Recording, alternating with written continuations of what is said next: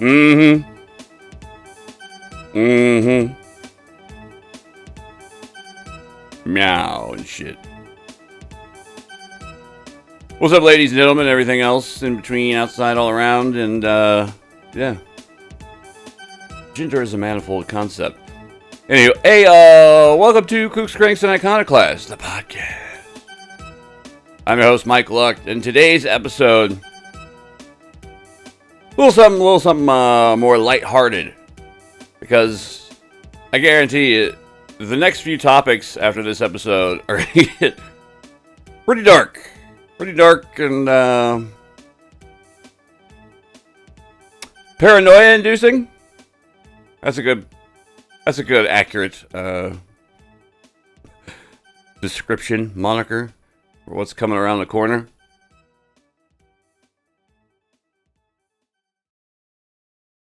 Continuing in my unofficial run for one of the most heterosexual men in the world, and please note that I said one of, not the, because I would never proclaim such, what with me being the most humble man in the world and all, I'd like to lighten the mood against some of the darker, more paranoia-inducing research I've been getting into lately.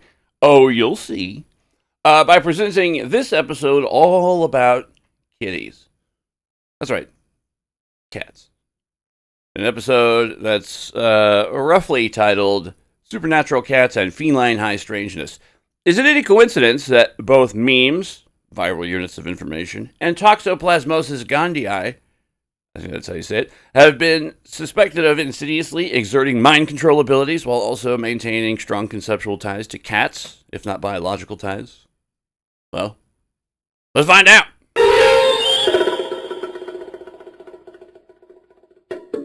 Let's get one thing straight from the start. Your cat, if you have one, is definitely judging you. But here's the question that's kept researchers, conspiracy theorists, and slightly unhinged to straight up perfectly hinged but just misunderstood old cat ladies awake at night for centuries. Are they judging us because they're merely domesticated mammals with excellent resting bitch face skills and I can't explain their built-in superiority complex, but they have one? Or is it because they're ancient, interdimensional telepathic super spies engineered by extraterrestrial civilizations to monitor human evolution while we scoop their litter boxes full of shit? Welcome, dear listeners, to the weird, the wonderful, and occasionally whisker-twitching world of feline high strangeness. Tonight, we're going on a journey that spans from the pyramids of Egypt to the mountains of Appalachia. And woe betide anyone who makes the mistake of mispronouncing the name of that place. Holy shit. From the witch trials of Scotland to the UFO flaps of modern Japan. We're going to meet cats who predict earthquakes, cats who heal broken bones with their purrs, cats who might actually be aliens wearing what we can only assume are very convincing fur coats, and cats who hold secret midnight parliament sessions to discuss, well, whatever it is they discuss. Probably involves world domination to some degree and the optimal timing of case of the zoomies. Optimal for them, not for us. Now, I need you guys to do me a favor. Look at the nearest cat. If you don't have a cat, imagine one. That smug, fluffy creature staring back at you with those half-lidded eyes. That creature has secrets. That creature may or may not be maintaining a telepathic uplink to the Sirius star system. That creature might be the reason why your Wi-Fi acts up at weird hours. And that creature is almost certainly the reincarnation of an ancient Egyptian deity who decided that your living room was an acceptable downgrade from a temple. So grab your tinfoil hats, add on a pair of cute little kitty cat ears, and let's dive into the rabbit hole, or catnip K-hole, of supernatural cats and feline high strangeness. And remember, your cat starts speaking perfect English, unlike me, around the 30-minute mark. Don't panic. Simply nod respectfully, offer them some treats, and ask them if they'd like to contribute to the narration. They probably won't, but it's best to be polite. They have very long memories, and you don't want to be on their bad side when the alien mothership finally arrives. And don't even try to guess just how many nipples said mothership is sporting. It's not polite. Let's start our journey where most supernatural stories start, with witches. specifically with the enduring and slightly problematic association between cats and witchcraft. If you've ever dressed up as a witch for Halloween, and I think most of us have, you probably included a black cat of some kind in your costume or accoutrements. Maybe you carried a stuffed one, or maybe you just drew whiskers on your own face after your third steel reserve. You've made it to a third steel reserve. I applaud you. But have you ever stopped to wonder why? Why cats? Why not ferrets? Why not salamanders? The association between cats and magical practitioners is ancient, cross-cultural, and remarkably persistent and consistent. In medieval and early modern Europe, the witch's familiar, that supernatural helper that took animal form, was most commonly depicted as a cat. We're not talking about a cute, cuddly companion here. We're talking about demonic assistants, animals gifted by the devil himself, or at the very least, very suspicious characters who seem to know things they shouldn't. The Malleus Maleficarum, published in 1487, was an influential witch hunting manual that specifically described how witches would keep cats as familiars to perform malevolent deeds. These cats were believed to be either demons in disguise or animals gifted to witches by, once again, the devil himself. Now, let's be clear, if your cat brings you a dead mouse, that's not necessarily a demonic offering. It's a cooler way to look at it. But in the 15th century, that mouse might have been considered evidence of a pact with dark forces. But here's where it gets interesting. The connection wasn't always negative. In some folk traditions, village cunning folk, healers and magical practitioners who were basically the pharmacists and therapists of their day, kept cats not as demonic servants, but as magical allies. These cats were believed to help identify illness, locate lost objects, or sense spiritual presences. So basically, they're doing a lot of the same things that cats do today, like when they stare at the empty corner of your room at 3 in the morning and freak you the fuck out, except in the 16th century, people actually attributed far more significance to such behaviors. Let's hop over to Africa, where in various diaspora traditions, cats hold significant spiritual roles. In Haitian voodoo, certain spirits or loa are associated with cats, particularly those connected to mystery and magic. The spirit Baron Samedi, good old Baron Samedi, who governs the dead and has excellent taste in top hats, is sometimes depicted with cat-like characteristics. In some West African traditions, cats are believed to be able to see spirits and serve as intermediaries between the physical and spiritual worlds. So if your cat is staring intently at something you can't see, they might be negotiating with the spirit world. Or they might be tracking a dust mote. 50-50, really. Now, let's just take a trip to another place. A little place called Japan, where things get really interesting. Japanese folklore features the Baka Neko, meaning changed cats, and Nekomata, or forked cats. These aren't just cute kitties with extra tails. These are supernatural cats that develop magical abilities as they age. We're talking shape-shifting, walking on their hind legs, reanimating the dead, and generally causing chaos. The famous Maneki Neko, or beckoning cat, that you see in nearly every Asian-run liquor store. That little guy has its origins in tales of cats saving their owners from disaster. According to legend, a wealthy samurai was sheltering under a tree near a temple when he noticed a cat beckoning him inside. He moved just in time to avoid lightning striking the tree. The cat naturally became a national treasure afterwards. In Chinese folk religion, the Li Shu was a mythical cat-like creature that could ward off evil spirits. Some Taoist traditions incorporate cats as guardians of sacred places, believed to be able to see and repel negative energies invisible to humans. This is why if you visit a Taoist temple, you might see cats lounging around looking important, because they are. They're basically security guards in mammal form, but with serpentine eyes. More on that later. Ancient Egypt provides the most well-known historical connection between cats and the divine. Cats were associated with the goddess Bastet, who, despite what you might read from that guy associated with the Montauk Project, is not the origin of the word bastard. I don't know where he got that. I mean, they sound alike, but that's not it. Who protected households from evil spirits and disease. This divine association later evolved into more magical connections as Egyptian religious practices merged with Greek and Roman traditions. In Mediterranean folk magic, particularly in Italy, the strega, or witches, often worked with cat familiars who could help them navigate between worlds. Sicilian folk traditions specifically mention cats as guardians against the malacchio, aka the evil eye. Now that might explain the cross-cultural connection. Some researchers suggest that cats' naturally mysterious behaviors, the nocturnal activity, apparent independence, and sudden appearance and disappearance, made them natural candidates for supernatural associations. Others point to the cat's visual acuity in low light and their seemingly unexplainable behaviors as creating an impression of otherworldliness. Basically, cats act weird, so humans assumed they were magic, which, when you think about it, is pretty fair. Regardless of origin, the connection between cats and magical practices persists in modern witchcraft and neo-pagan traditions, where cats continue to be valued as psychic helpers, spiritual guardians, and magical companions. So, if you're a modern witch with a cat, congratulations. You're part of a tradition that spans millennia.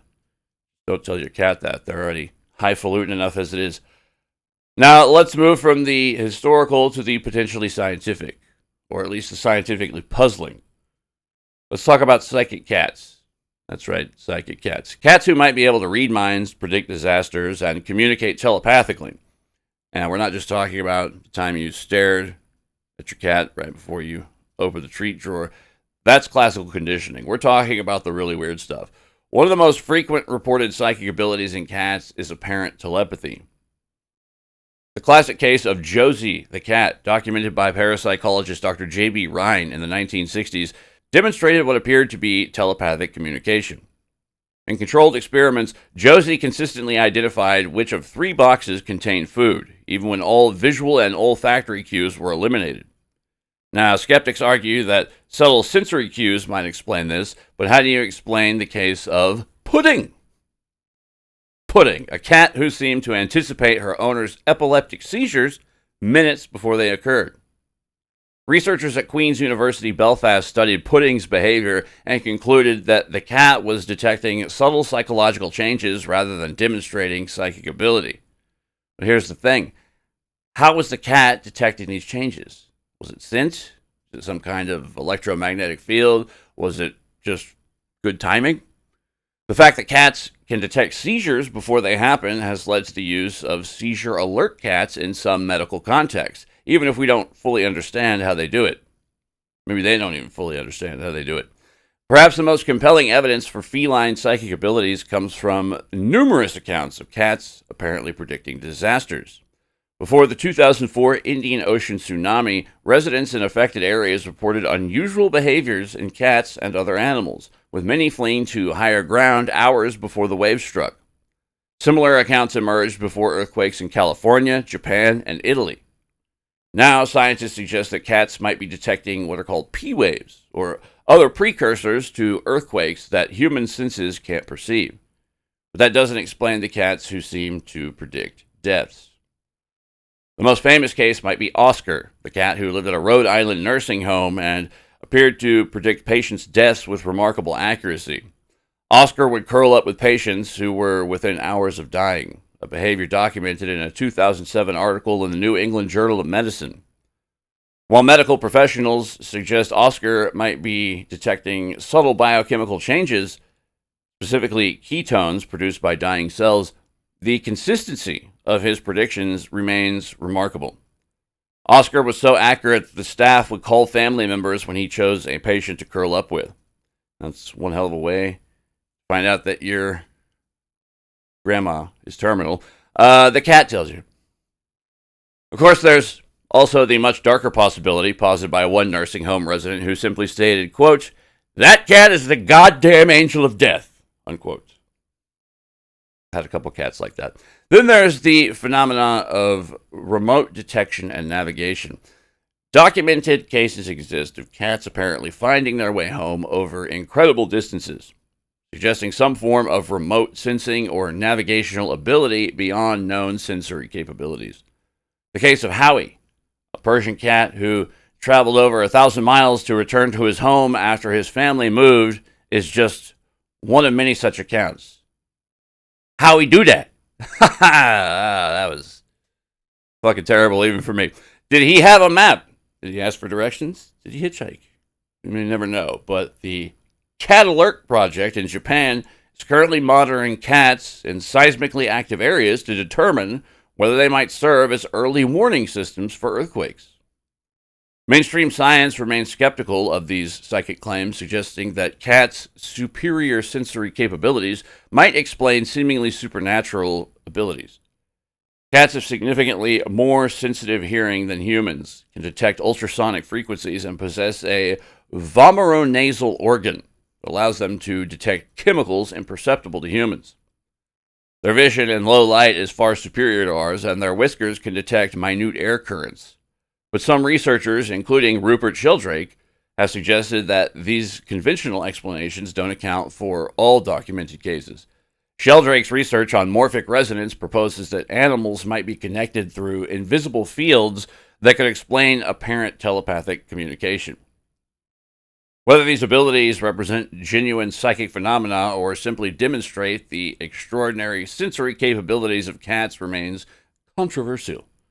But the documented cases continue to challenge our understanding of feline perception and consciousness. And let's be honest, even if it's just super sensitive hearing, it's still pretty impressive that your cat can hear you open a can of tuna from 3 rooms away when you're trying to be stealthy at 2 a.m. Now let's talk about one of the more scientifically validated yet still slightly magical aspects of cat ownership: the healing purr. If you've ever had a bad day and had a cat curl up on your chest and purr, you know there's something therapeutic about it. But it turns out that something might actually be measurable physical healing. Cats purr at a frequency between 25 and 150 hertz, with most domestic cats averaging around 25 to 50 hertz. These frequencies correspond remarkably well with frequencies used in therapeutic medicine for various conditions. Research by Dr. Elizabeth von Muggenthaler, sorry, Elizabeth, if I'm butchering your name, and colleagues at the Fauna Communications Research Institute in North Carolina found that cat purrs create frequencies within a range that can improve bone density, promote healing, and relieve pain. Studies have shown that frequencies in the 25 to 50 hertz range can promote bone growth and fracture healing. In a 2001 study published in the Journal of Orthopedic Research, researchers found that exposure to frequencies between 20 to 50 hertz accelerated bone healing in animal models.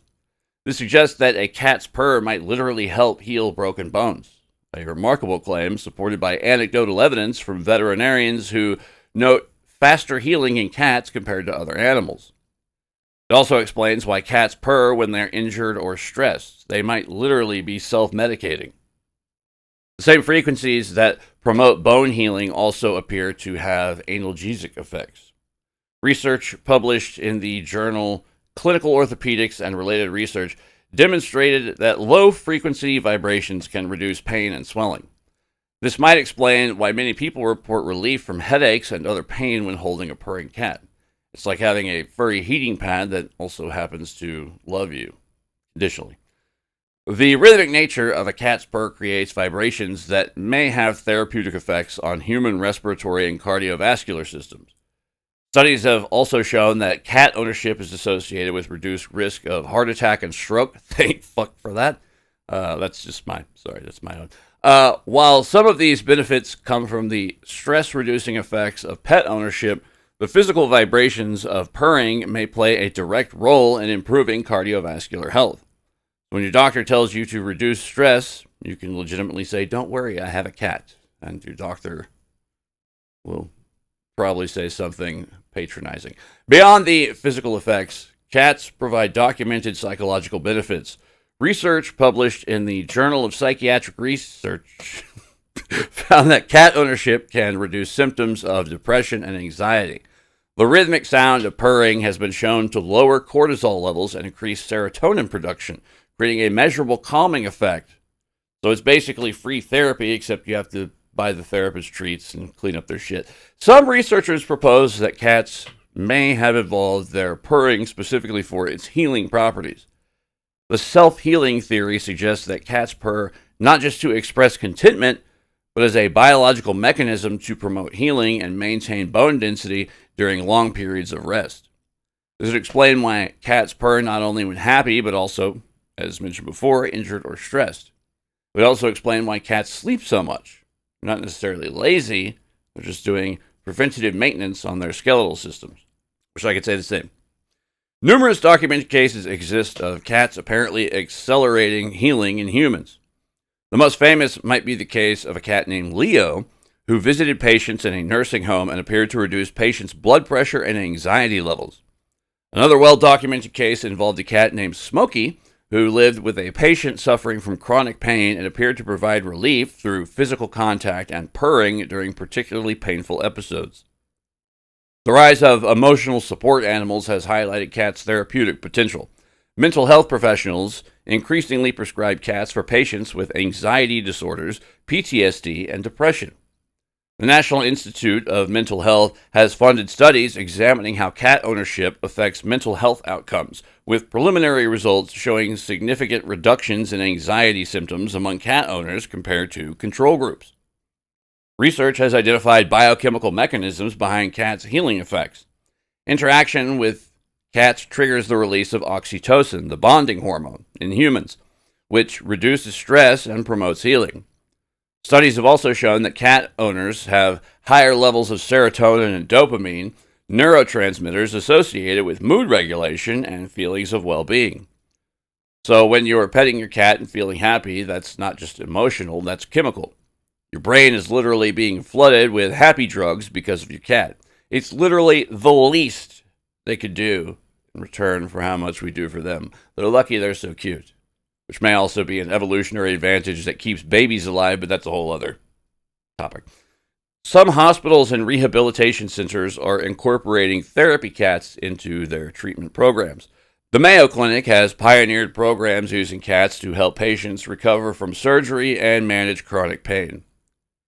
Not as popular as the iguana program at the Ketchup Clinic. I know, I'll hit myself later. Similar programs are being developed for treating PTSD in veterans, with cats showing particular promise for patients who don't respond well to traditional therapy. Apparently, it's easier to trust a cat than a human therapist, which says something about either cats or therapists. I'm not sure which, but I totally get it. For cat owners, these findings suggest practical ways to maximize therapeutic benefits. Researchers recommend placing cats directly on areas of pain or injury when possible, as the physical vibrations appear to be most effective through direct contact. The duration of interaction also matters, with studies showing that 20 to 30 minutes of contact with a purring cat produces measurable physiological effects. So next time your cat insists on sitting on your chest while you're trying to work, let him chill. Tell your boss you're engaging in preventative health care, and then your boss will say something patronizing.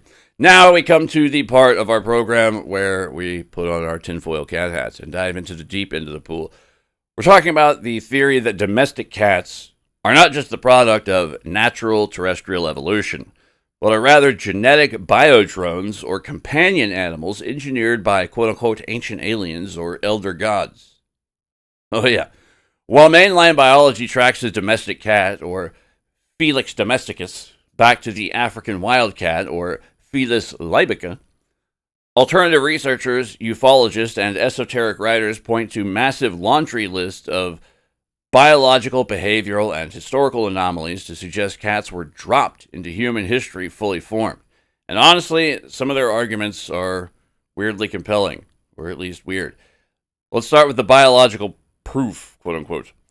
The core of the alien cat hypothesis rests on physical traits that seem to borrow design elements from completely unrelated branches of Earth's tree of life, namely reptiles and apex predators, while exhibiting functions that mimic surveillance technology. First, there's the slit pupil. Small cats share a vertical slit pupil with venomous pit vipers and ambush reptiles, a trait drastically different from the round pupils of humans, dogs, or even large felines like lions. In fringe lore, this is interpreted as a genetic copy-paste error from an intelligent designer utilizing reptilian DNA. Or it's just a convergent evolution for nocturnal hunting. That's the less fun explanation. Then there's the purr again. No other animal on Earth purrs quite like a cat. It's not produced by a specific vocal organ, but by a neural oscillator vibrating the vocal cords during both inhalation and exhalation. Fascinatingly, a cat's purr vibrates at a frequency of 20 to 150 hertz, a range clinically proven in human medicine to improve bone density, repair tendons, and ease breathing. Ancient astronaut theorists, take a shot, argue that this is an engineered biothermal healing mechanism designed to keep both the cat and its human handler healthy. It's like they come with built-in first aid kits.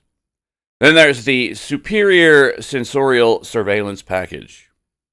A cat's whiskers are highly sensitive radar arrays capable of detecting microscopic changes in air currents and barometric pressure. Combined with a tapetum lucidum, or the reflective layer behind the retina that causes their eyes to glow in the dark, and an ability to hear ultrasonic frequencies far beyond a dog's range, lore enthusiasts argue that cats are walking telemetry units designed to monitor the physical and ethereal environments. Your cat isn't just staring at the wall, it's conducting a full spectrum analysis of the electromagnetic field.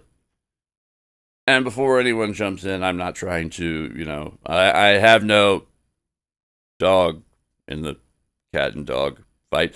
I love all animals, but I particularly am a fan of cats. We'll get into my maudlin bullshit later. And then there's the lack of a sweet tooth. Cats are the only mammals completely missing the genetic taste receptors, the TAS1R2 gene, I believe that's the correct designation, needed to taste sweetness. They're obligate carnivores in a way that feels almost synthetic. Their bodies can't synthesize crucial amino acids like taurine from anything but meat, a rigidity that fringe theorists claim points to strict laboratory design. Basically, cats are picky eaters because they were designed or engineered that way. Though I will say that I personally have had at least one cat, whom I miss dearly, that loved strawberry banana yogurt. But he'd pretty much eat just about anything you put in front of him. If cats were engineered, when and why did it happen? The narrative almost always points to ancient Egypt, around 10,000 to 5,000 years ago. Unlike dogs, which took thousands of years of gradual symbiotic evolutionary pressure to domesticate from wolves, cats appear in the Egyptian archaeological record almost overnight. More bizarrely, cats weren't domesticated to perform a heavy labor task. They simply moved into human homes, were instantly granted divine status, and completely altered human architecture and culture. In modern starseed and channeling lore, oh boy, here we go. It's claimed that an advanced extraterrestrial race from the Sirius star system, often called the Pascat or Paschat, maybe it's just Pascat, or Lyrans, visited ancient Earth. These entities were feline humanoid cryptids of a sort. According to the mythos, they genetically engineered the domestic cat as a miniature bioorganic surveillance proxy. The cats were left behind to serve as a telephone line to the gods, monitoring human spiritual evolution and absorbing negative psychic energy from our homes. This is why the Egyptians worshipped Bastet and Sekhmet. They weren't just inventing animal gods, they were painting portraits of their extraterrestrial visitors. So says the lore. When you pivot toward the elder gods or Lovecraftian side of the mythos, the narrative takes a darker turn. A more cosmic turn.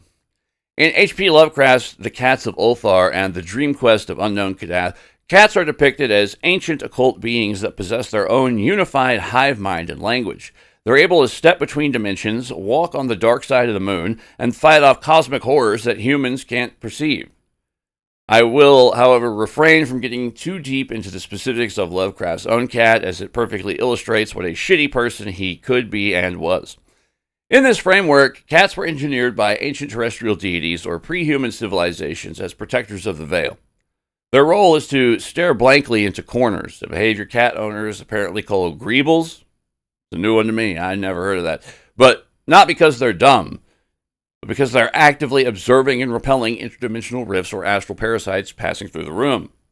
So whether you view them as fluffy biodrones sent by Syrian aliens to transmit data back to the mothership, or as ancient engineered guardians keeping Cthulhu's minor minions out of your bedroom, the mythos perfectly explains the universal human feeling that we don't own cats, they tolerate us while they finish their mission. Now let's get into some of the spooky stuff, because it turns out that if you dig into the annals of UFO research and alien abduction accounts, cats show up with disturbing frequency. and not just as passive observers, but as active participants, psychic guardians, or in some cases as the disguises worn by entities that are definitely not cats. Let's start with the most famous, arguably, alien abductee, Whitley Strieber, author of Communion. Strieber wrote extensively about his encounters with what he called the visitors, and he often noted that his pets seemed highly aware of the entity's presence and would act as guardians when they were near. But more disturbing are the accounts of screen memories, false memories implanted by aliens to cover up their presence.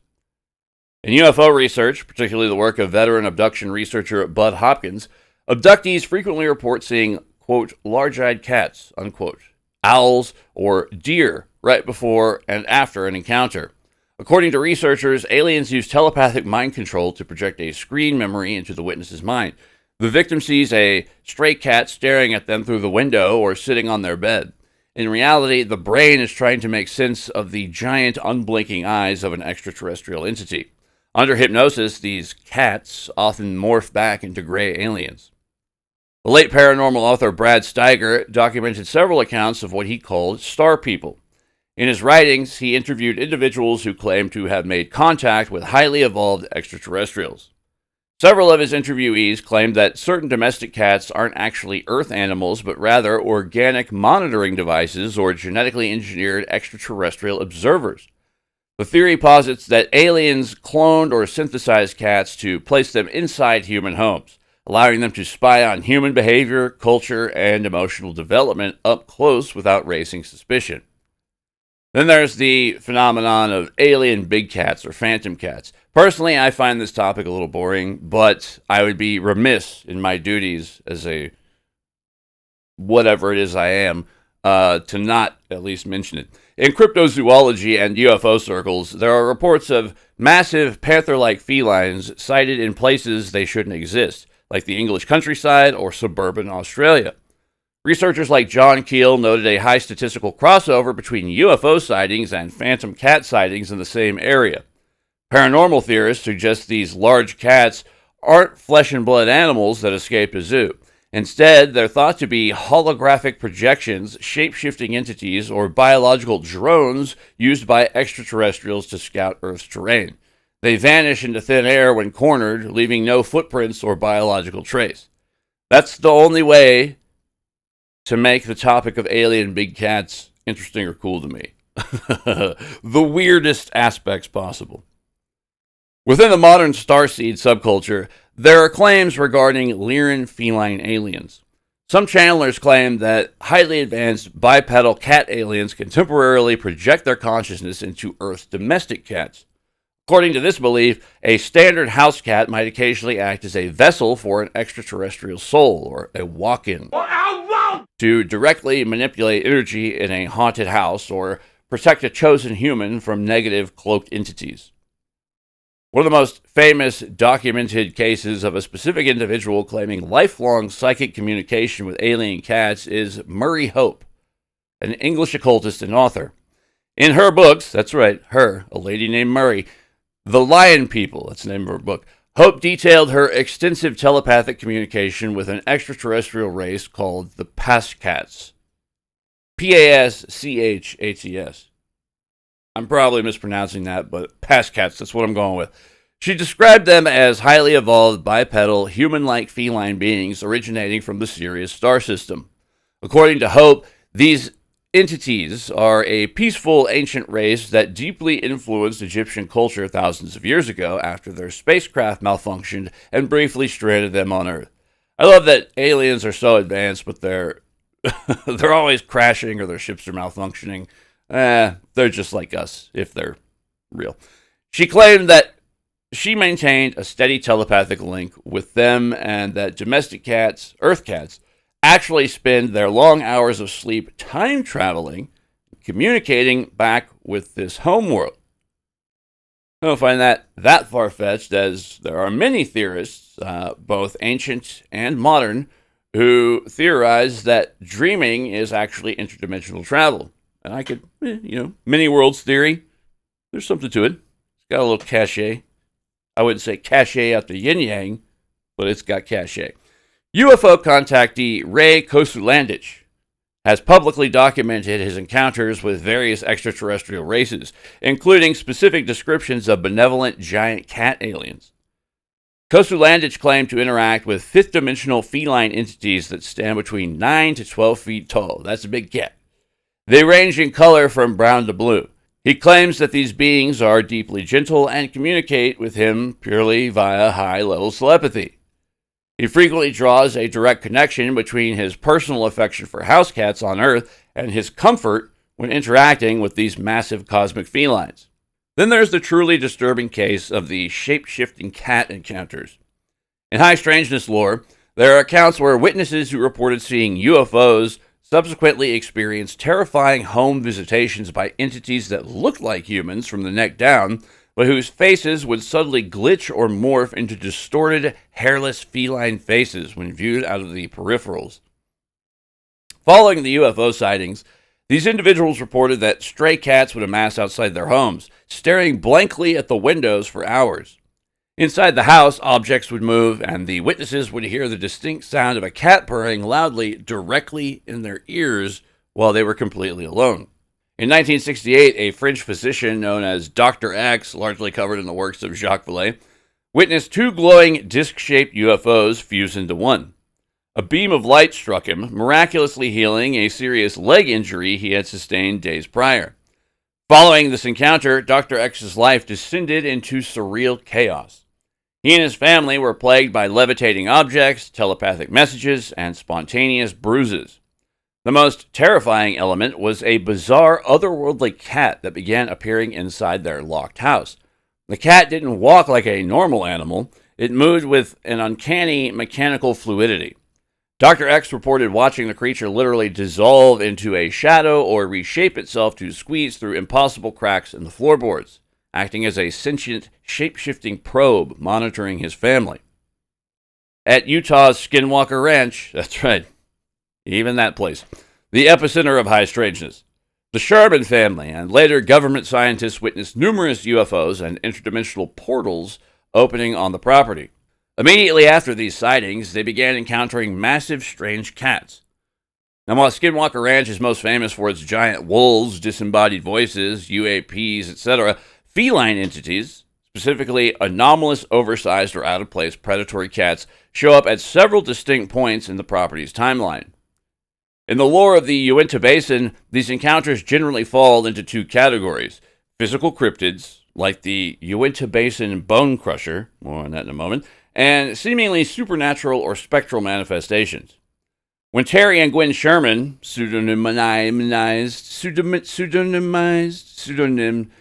they used alternate names Tom and Ellen Gorman in Colm Kelleher and George Knapp's book Hunt for the Skinwalker. When they bought the ranch in 1994, they quickly realized they weren't just dealing with the famous bulletproof wolf. The family repeatedly reported seeing massive, shadowy, cat-like shapes slinking through the brush near the homestead and along the tree line of the Dry Gulch creek bed. On one specific occasion, Terry Sherman came across a massive, muscular feline that he described as looking distinctly like a cheetah or a light-colored leopard. It's a direct quote, cheetah or light-colored leopard. An animal completely non-native to the high deserts of Utah. When he tried to track it, the heavy paw prints abruptly vanished in the middle of an open field, a recurring theme with the ranch's anomalous fauna. The Shermans frequently found enormous mountain lion-sized tracks cutting through their property. However, unlike a normal cougar tracking a herd, these prints would often begin mid-pasture as if the creature just dropped from out of the sky, and they end just as suddenly. When billionaire Robert Bigelow purchased the ranch in 1996 and deployed the National Institute for Discovery Science, or NIDS, the scientific team also recorded encounters with feline phantoms. One of the most famous incidents in the NIDS files involves an investigator spotting a large, ambiguous creature perched in a tree near the ranch's observation ridge. Through night vision equipment, the entity appeared to have large, glowing, yellowish-green eyes, highly reflective like a predatory cat. When the investigator approached, the creature seemingly vanished, leaving behind a profound sense of dread and physical disorientation among the researchers. Later, when looking at physical impressions left in the dirt beneath the tree, the tracks resembled those of a massive, heavy-set feline rather than a bird or a primate. Local Ute and Navajo traditions, the two Utes in the area, have long warned of shape-shifting entities, or skinwalkers, taking the form of large predators. Regional folklore also has specifically included underwater or subterranean felines. Before the Shermans ever bought the land, local ranchers decades prior reported a cryptid often called the Uinta Beast, a low-slung, heavily muscled feline/canine hybrid that allegedly stalked cattle, left massive claw marks on trees, and was impervious to standard hunting hounds, which would often refuse to track its scent out of sheer terror. The feline entities at Skinwalker Ranch serve the same structural purpose in the phenomenon's playbook as the giant wolves and the predator camouflage entities. They appear just long enough to shatter the witness's sense of baseline reality, defy physical tracking, and then dissolve back into the landscape. So the next time your cat stares at the wall or seems to be watching something you can't see, remember, they might be communicating with the mothership, or they might be repelling an interdimensional invader, or they might just be cats. But given the evidence, is that a chance you're willing to take? Now, we return our attention to Japan, a country that has elevated the supernatural cat to an art form. If you thought your cat was weird, wait until you hear about the bakaneko and nekomata. Japanese folklore is absolutely packed with supernatural felines. The bakaneko, or changed cat, and nekomata, the forked cat, are cats that have lived so long or grown so old or large that they develop magical powers. We're talking shape-shifting, talking, walking on its hind legs, controlling the dead, and generally being a nuisance. The nekomata specifically is characterized by its tail splitting into two, which is why in old Japan, people used to cut cats' tails off to prevent them from becoming nekomata. This is why Japanese bobtail cats exist. They're not a natural breed. They're the result of centuries of superstitious tail cutting. Sorry to ruin the magic. However, someone ought to apologize to the cats. Modern Japan hasn't left these legends in the past. They quit the tail cutting, thank fuck. In fact, Japanese UFO lore and high strangeness accounts are absolutely brimming with cat-related weirdness that would make even the most jaded paranormal researcher raise an eyebrow. Let's start with Miyuki Hatoyama, the former First Lady of Japan. In 2009, global headlines focused on Hatoyama, the wife of Japan's then Prime Minister Yukio Hatoyama, when she revealed in her book, Very Strange Things I've Encountered, name of the book, that her soul had been abducted by aliens. She claimed that while her physical body was asleep, her soul was taken aboard a triangular UFO to Venus, which she described as a beautiful, incredibly green environment. And while her personal Venusian narrative focuses heavily on the transit of the soul, Western and Eastern paranormal forums frequently blend her soul abduction concept with other Japanese psychic channelers who claim Venus, Sirius, and Lyra are populated by spiritual feline entities. In Japan's spiritual and UFO channeling communities, there's a prominent subculture focused on feline aliens, often referred to as Lyrans, the Irma, or Syrians. Not to be confused with people from Syria. Multiple Japanese psychic mediums and starseeds, or people who believe their souls originated on other planets, claim to telepathically channel entities from the Lyra constellation. According to Lyran starseed lore, these ancient, highly evolved spiritual entities are described as bipedal, humanoid felines resembling lions or tigers. They're viewed as benevolent masters of wisdom who communicate entirely through telepathy and psychic energy. But it's not all cosmic enlightenment. There are darker accounts too. In the 1970s and 80s, during UFO flaps in both Tokyo and Kyoto, several witnesses reported seeing glowing orbs or triangular craft and subsequently experiencing terrifying home visitations. Instead of traditional men in black, these individuals claimed to be stalked by entities that looked like humans from the neck down, whose faces would morph into distorted, hairless feline faces when viewed from out of the corner of the eye. Following the UFO sightings, these individuals reported that stray cats would amass outside their homes, staring blankly at the windows for hours. Inside the house, objects would move, and the witnesses would hear the distinct sound of a purring cat directly in their ears when they were completely alone. Then there's the standing cat internet phenomenon. On popular Japanese anonymous forums like 2chan, A highly specific, reoccurring modern urban legend involves domestic cats walking on two legs when they think humans aren't looking. Multiple viral threads feature users claiming to have walked into a room unexpectedly, only to catch their senior house cat standing fully upright like a tiny human, staring intently at a wall or out a window. When noticed, the cat does not immediately drop down. Witnesses report a freezing, silent moment of eye contact where the cat possesses an eerily intelligent, calculated expression before casually dropping back to four legs, pretending to be a normal animal again. This directly echoes classic bakaneko behavior of cats hiding their true bipedal posture. Modern hikers and campers in Japan's mountainous prefectures still report encounters with what they believe are mountain nekomata. A recurring report from the hiking trails of Fukushima Prefecture involves an unnaturally massive wild feline with a visibly split or forked tail. Unlike regular stray cats that flee from humans, hikers claim this creature sits directly on the trail, glaring at them without fear. Witnesses consistently describe a deep, vibrating sense of dread or slight psychological paralysis when making eye contact, a trait traditionally ascribed to the inherently malicious nekomata spirit. And let's not forget the annual Bakaneko Matsuri, or Supernatural Cat Festival, held in Tokyo's Kagurazaka district. Every October, thousands of people gather to dress up as shape-shifting cat monsters and perform the Anya Odori, or Meow dance. Sorry, that's just so cute. It acts as a modern, playful compromise to celebrate and appease the lingering spirits of Japan's supernatural felines. So if you're ever in Tokyo in October and see hundreds of people dressed as cats dancing through the streets, don't panic. It's just a cultural tradition, probably. Cats aren't just weird in Japan and Egypt. They're weird everywhere. Let's take a quick and dirty, gritty kitty tour of global feline high strangeness. In China, there's an entire dark period dedicated to a predatory cat entity known as the Maogui, or cat evil spirit. Now, this is spelled M-A-O-G-U-I, Maogui. But there's also M-O-G-U-I, which is just a general evil spirit. Now, whichever one Gizmo and the lore of Gremlins is attaching itself to, I'm not quite sure. But seeing as how there's a whole pet subtext to the film, I'm going to go with Maogui, or Meowgui. During the Sui Dynasty, late 6th century Common Era, a massive real-world wave of hysteria gripped the imperial court.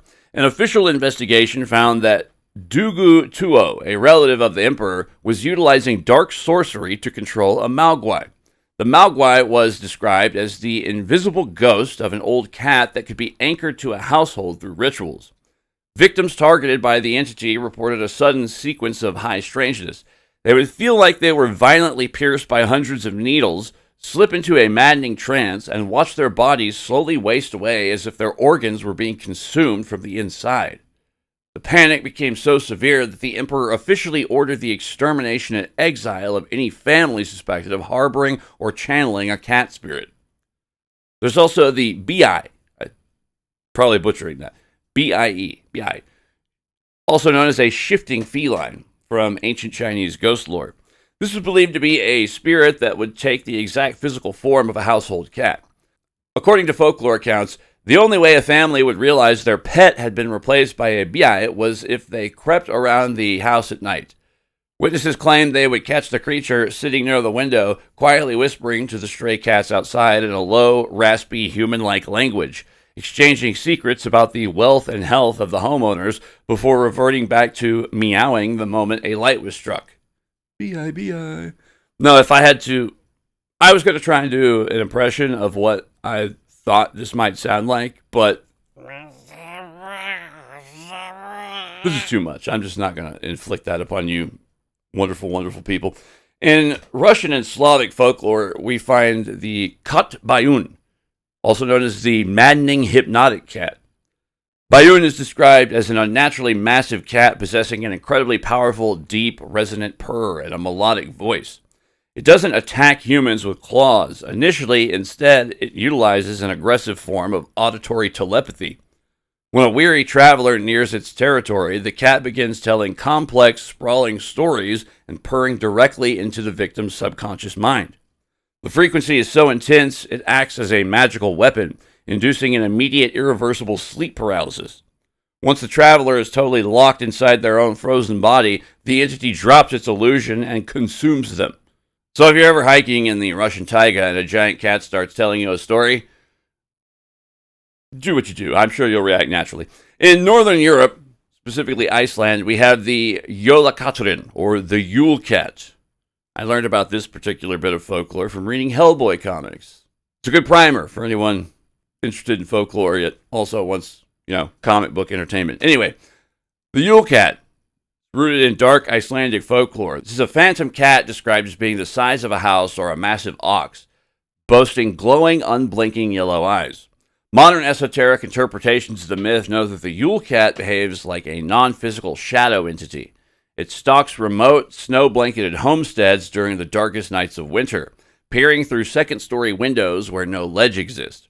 It creates an aura of absolute psychological dread, tracking down individuals who failed to produce or work adequately, fading completely into solid rock walls or dissolving into winter blizzards when pursued. In Appalachia, we have the Wampus Cat, a staple of Appalachian folklore with roots in Native American legends. The Wampus Cat is described as a six-legged, bipedal, panther-like beast or a shape-shifting woman cursed into feline form.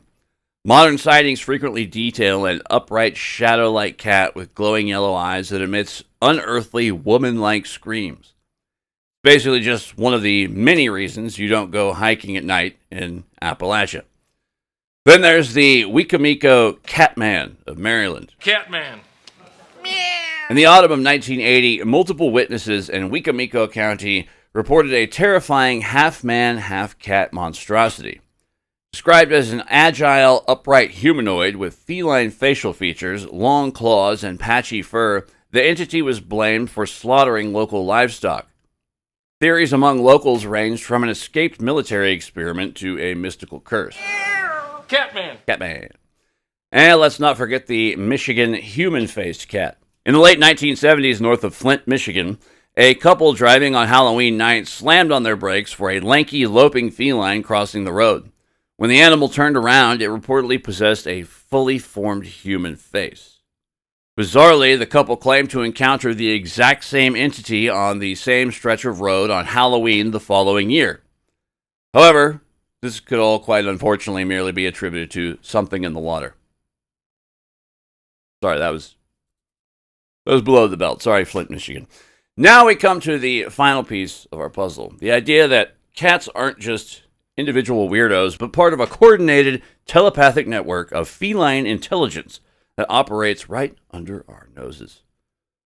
Let's start with the cat parliament phenomenon. Quite possibly the most unsettling concept featured within this particular episode. To me, at least. I don't know why this one gets me the most.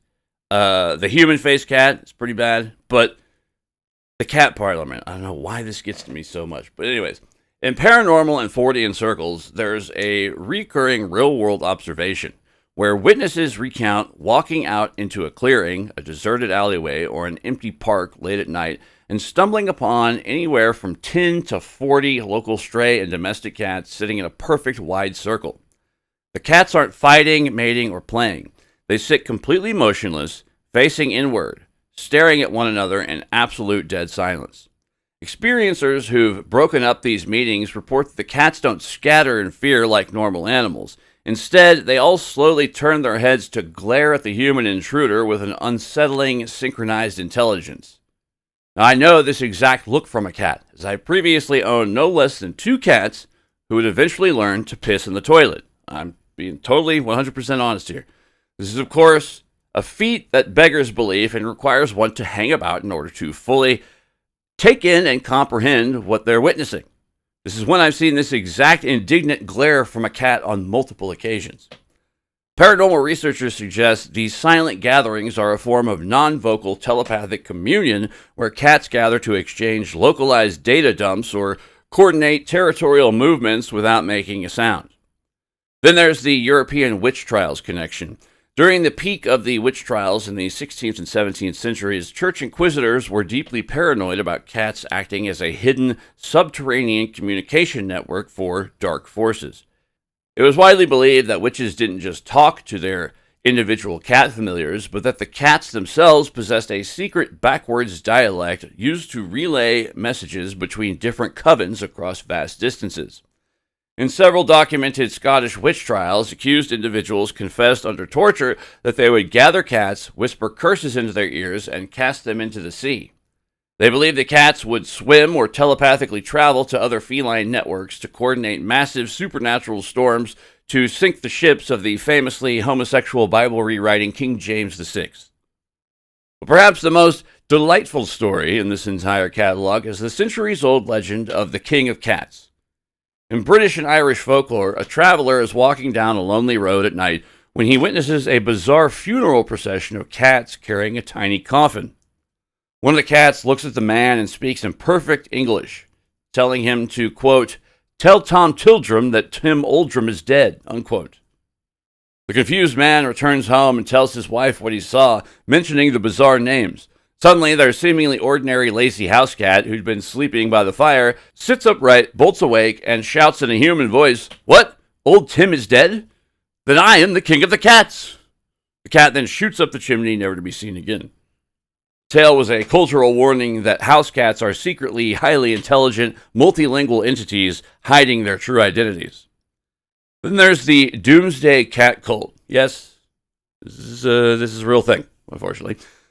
Cat juggling. I've heard of this. A Pentecostal preacher named Cheryl Walker operated a highly manipulative ministry in Washington state. She brainwashed her congregation into believing that domestic cats were divine vessels of God. She preached that adopting massive numbers of cats was the only path to salvation and divine redemption during the impending apocalypse. Followers were forced to adopt up to 30 cats each and give all their money to the ministry. Refusing a cat or mismanaging its care resulted in extreme public humiliation, financial devastation, and exile from the community. Because apparently even cults have realized that cats are an effective tool for world domination. This is essentially what happens when a crazy old cat lady starts a cult. It is what it is. And finally, we have the phenomenon of post-abduction cat telepathy. After a high strangeness event like a UFO sighting or a near-death experience, witnesses, and some say they might be the same thing, witnesses frequently report that their brain's wiring has permanently changed. Experiencers state that they return home only to find that their domestic cats react to them completely differently, either showing intense fear or unprecedented attachment. The individual begins receiving what they describe as emotional data dumps or raw telepathic images directly from the cat's mind, believing that whatever alien intelligence expanded their human consciousness also opened up the biological frequency used by felines to communicate. So where does this leave us? We traveled through centuries of folklore across continents, through witch trials and UFO sightings, through ancient Egypt to modern Japan. We met cats who heal, cats who spy, cats who might be aliens, and cats who definitely think they're in charge, and honestly, sometimes maybe they are. Ever read Garfield? Yes. Whether you believe that your cat is a furry little healer vibrating your bones back into alignment, a psychic spy reporting back to the Sirius star system, a witch's familiar waiting for you to learn magic, or just regular everyday mammal with exceptional senses, one thing is clear. Cats are not always what they seem. They're mysterious, contradictory, affectionate yet aloof, domesticated yet feral, and absolutely convinced that they are the center of the universe, to which I can occasionally relate. And maybe they are. After all, they've convinced us to feed them, clean up after them, provide them with warm places to sleep, and worship them on the internet, to a degree, memes, cat pictures. If that's not evidence of superior intelligence, possibly extraterrestrial in origin, I don't know what is. So the next time your cat stares at the wall or sits on your chest at 3 a.m. purring like a motorboat, I choose my words very carefully, or brings you a dead mouse as an offering, or simply looks at you with that expression that says, I know something you don't. Remember, they probably do. They probably know exactly what they're doing, and they're probably snickering at us in their own special telepathic interdimensional way. Smokeless fire burns their eyes. The ancient contract between human and feline remains unbroken. And somewhere in a dimension just slightly adjacent to our own, King of the Cats is holding court, receiving reports from his agents in the field and wondering when exactly humans will finally figure out who's really in charge. I gotta say, just real quick, this episode is obviously dedicated to my own cat, Boogie, aka the Boogie Monster, aka Booby, and aka a million other names that I call him, some not exactly appropriate. Him and all the others who've come before him. And if I can handle it, the ones that will come after him. It gets harder each time, you know? But cats are easier than people for me. And I know I'll probably never have children. Because I don't think I can handle the nonstop heartbreak bringing a child into this world and dealing with that every day. But I'm glad that I have my cat because I need something to shower all my unconditional love and affection onto. That, you know, that can't talk and tell me how creepy it is. You could not escape my love. That's what I tell them all the time. You could not escape my love. So this one's the Boogie.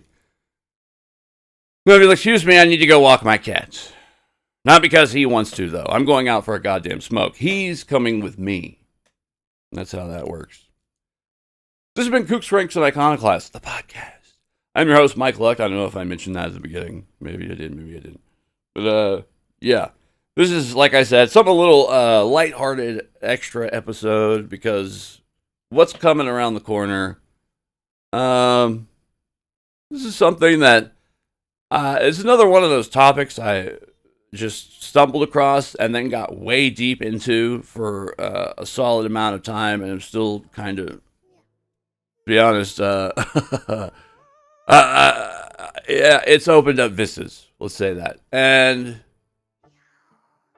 when I say paranoia-inducing, I fucking mean it. Because, like, when I was writing, I don't know. I don't know. Just, you guys got, I'm excited for next episode.